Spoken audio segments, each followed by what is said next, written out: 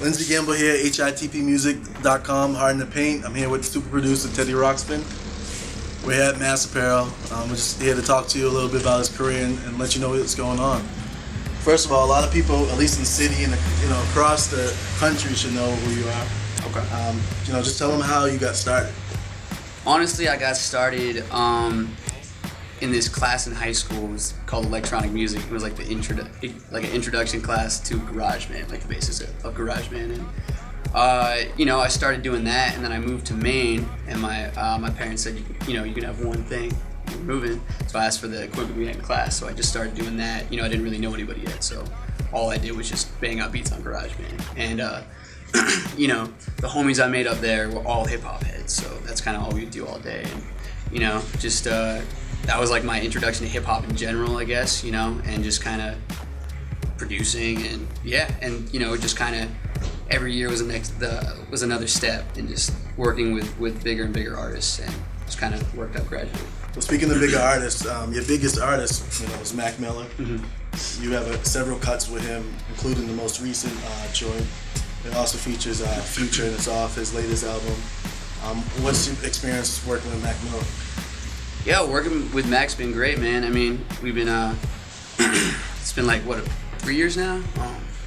So like my first big placement, I guess, would be with Mac, and that really opened a lot of doors for me and gave me the ability to work with a lot of other artists that I wanted to work with.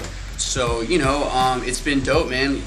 We've made a lot of dope tracks, and I mean, I can't really think of anything else to say about it. So what other artists have you worked with besides Mac Miller? Let's see.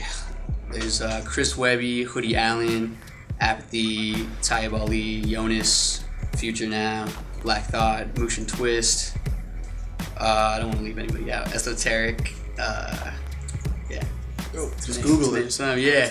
Google it. Check my SoundCloud. So with a catalog and all these like big time placements that Mm-hmm. maybe a producer coming out would be happy with just having a placement with Mac Miller, Future, Chris Webby, but what keeps you going? What keeps you striving for like the upcoming years?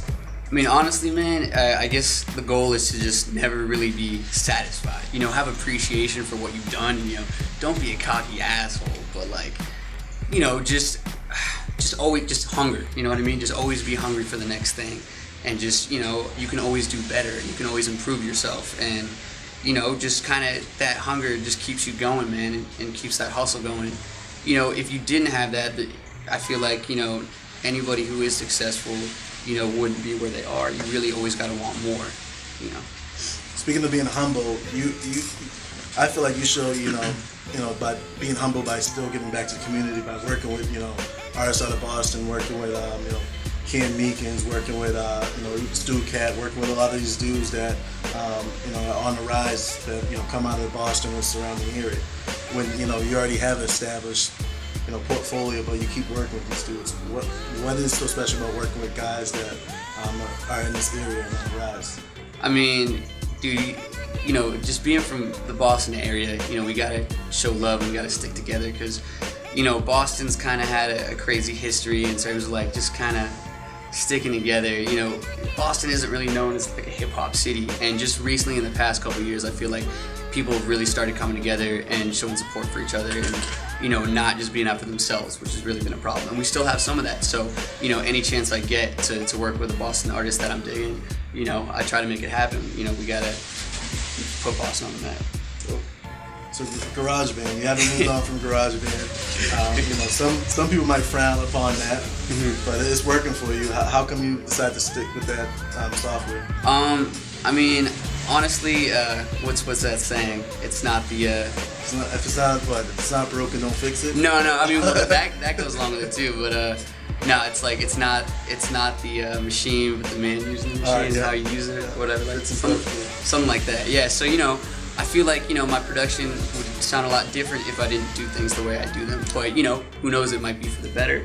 It might just be different. Like I always think about when Alchemist stopped using the ASR-10 and started using the MPC, you could tell his beats were starting to be different, and like in a good way and a bad way. It was just different, like I miss old Alchemist, but I like his new shit too. So I've actually dabbled a little bit in Logic Express and would eventually like to move up to Logic. There's a lot of crazy things you can do that you definitely can't do in GarageBand. It's just such a simple program, but at the end of the day, that kind of makes my sound what it is.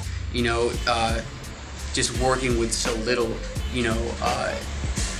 less is more in a way. So, it can kind of, you think of things in a new way. And also, I really like hardware. So, like a lot of things I do in GarageBand, I could do in almost any program.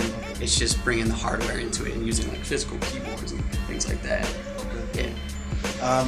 You got a project coming out with Stu Cat. Can you give us a little insight on that? Yeah. We still don't have an official title yet, so I won't drop the title. But it is an EP. We're looking at about 8 or 9 tracks. And yeah, man, we've been working on it for, I'd say, like the better half of a year. And it's dope, man. It's really like, trap influenced, but at the same time, we got some couple boom bap cuts on there. Kind of show some versatility in my production, which I'm sure if you've heard my stuff, you kind of already know. But yeah, man, it's pretty much focused on the trap stuff, and it definitely goes hard. And I feel like Stu really does this thing all night. So on the other side of trap, the EDM world, that's something that you experiment with. You just dropped the Miley Cyrus remix, which is going viral. It's really touching all the online platforms. What's going on with that? Are you gonna try to be more of a DJ in the future? Yeah, I'm definitely trying to expand on the DJ thing.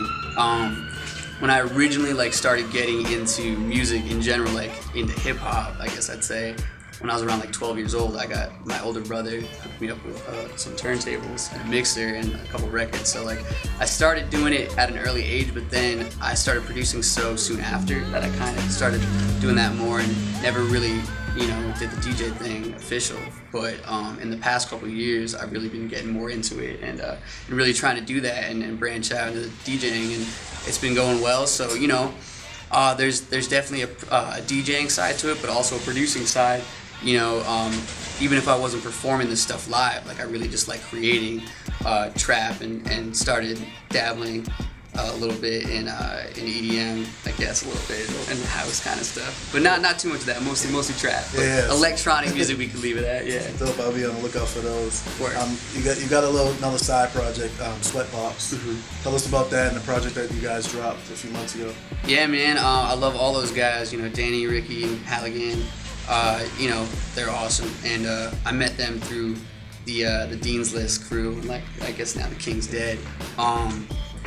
So they're all good people, man, and it honestly started out as a project just for me and Danny, the female, the singer, and then I think I met Ricky soon after, and I heard he plays bass, so we kind of decided, okay, well let's collab like this, and then Halligan, who plays sax, came into the picture.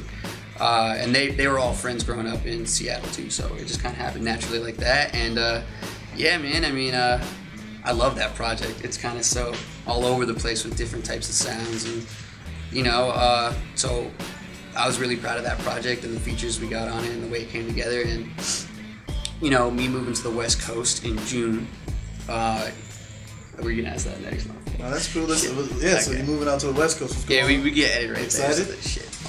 I'm definitely excited to move out to the West Coast. Me and my girlfriend doing that together. So yeah, man, I'll be a lot closer to LA and all my LA connects. And so hopefully me and Sweatbox can start doing more things around that time, and just being so close to them. I don't want to really start anything new over the internet. It's not the same feeling. It's not organic. Yeah, exactly. So what else do you have going on in the future with the big move and the other upcoming projects besides the Stu Cat? What can we expect out of Teddy Roxpin in 2014? Definitely a lot of big things. Nothing I can really speak on, but definitely expect a lot of familiar faces that you've seen me with, but also some new people. So just stay on the lookout. Where can we find your music and follow you? You can follow me at Teddy_Roxpin on Twitter. I believe Facebook is Teddy Roxpin Beats, and search it, you'll find it. Yeah, and the SoundCloud is definitely SoundCloud.com/Teddy Roxpin Beats. Cool. Well, thank you, man. I appreciate it. Good luck on the West Coast. Thank you, bro. Look out. For sure, Lindsey. Lindsey Gamble, HITP Music, Mass Apparel, Teddy Roxpin.